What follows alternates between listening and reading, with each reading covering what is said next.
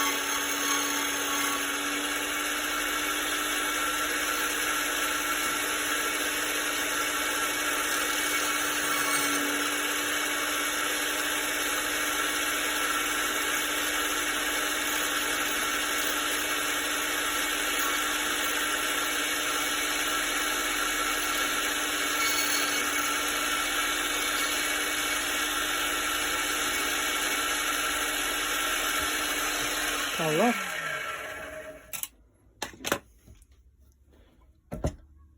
Just check for any burrs on the key. Remove them if so with a small warding file.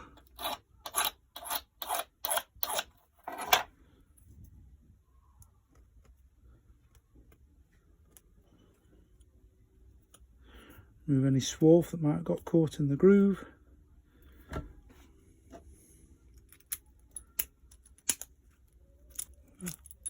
Success! One key cut.